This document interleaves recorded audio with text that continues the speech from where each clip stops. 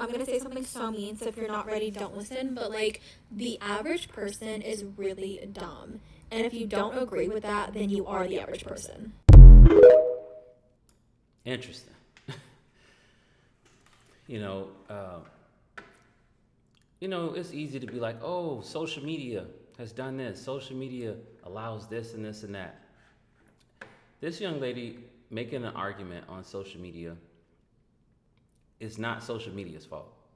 Like, going for shock value, this isn't social media's fault.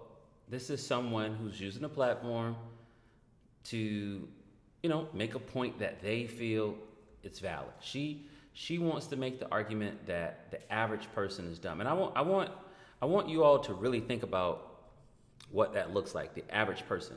The average person is your neighbor, the average person is a sibling of yours, your parent, your cousin, your friend.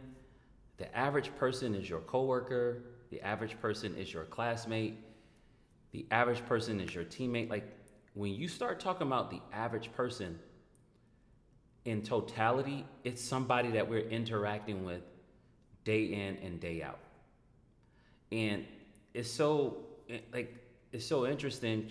She wants to make this point, and she's adamant about it. She's like, the point I want to make is the average person is dumb, and if you don't agree, you're a dumb person. But she uses she doesn't qualify her argument or her point in any way. She just goes for shock value.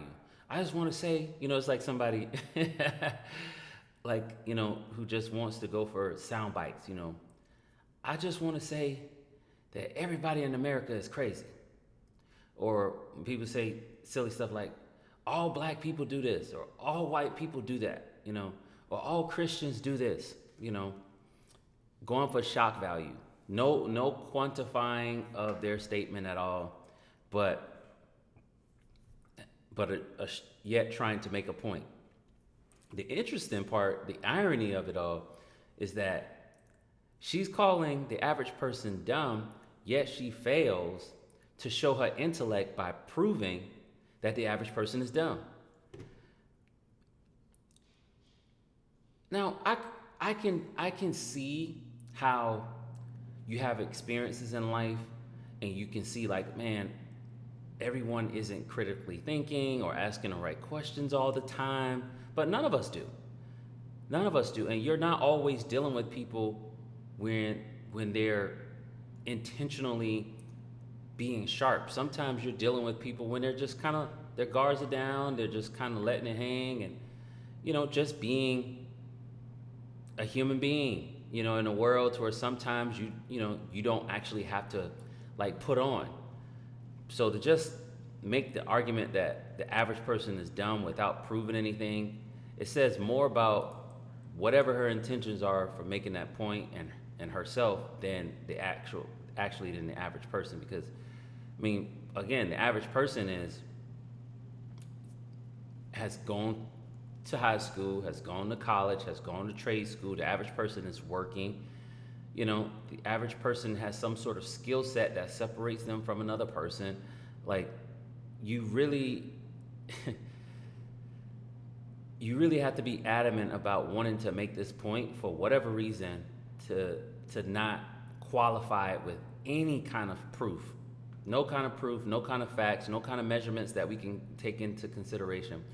And it ends up, in my personal opinion, backfiring. And I'm gonna make the point, the ultimate point I want to make at the end. Let's see what she says in this one. And furthermore, okay, not only is the average person really dumb, they're also really inconsiderate. And specifically, the type of inconsiderate where you are considerate when it benefits you, but not when it doesn't. She gave a little bit more, of an example with that one. And this is what I'll say.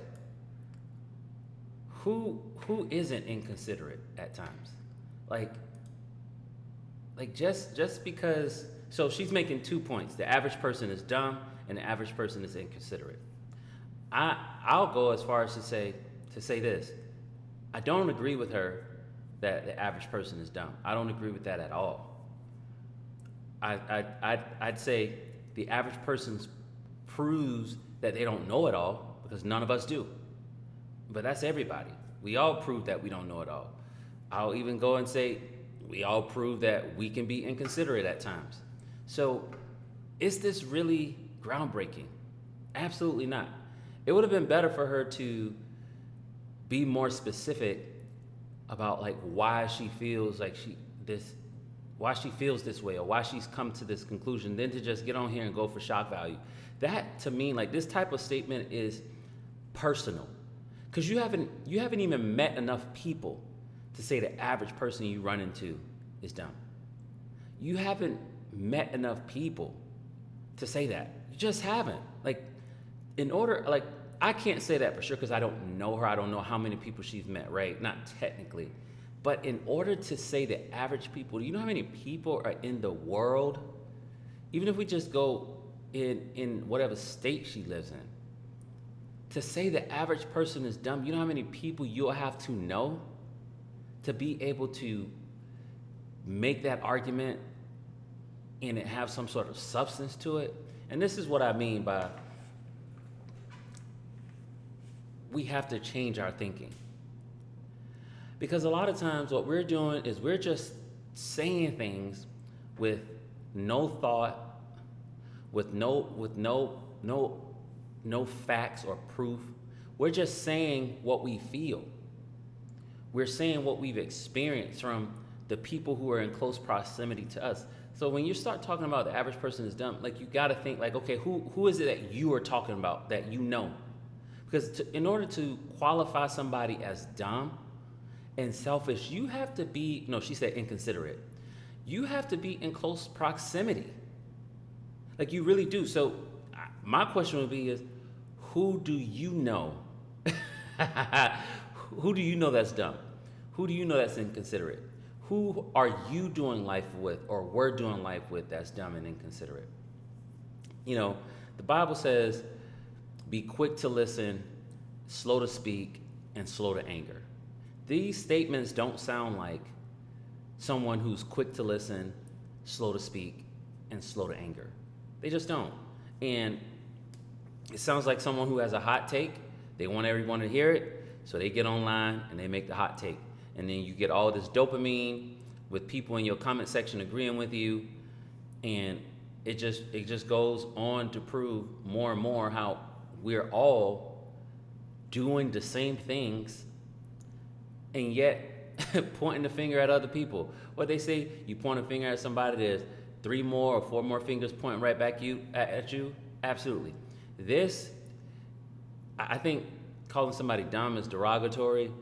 So I'd say these statements that she's making aren't quantified, meaning she isn't able to prove it, right? And then also, it shows something about her. Like, believe it or not, when we say something about somebody else, especially in this manner, it says something about us, something about our character, something about our heart, something about our thought process, something about our perspective and how we view the world and how we view other human beings. And that's what, I want you to take away from this video.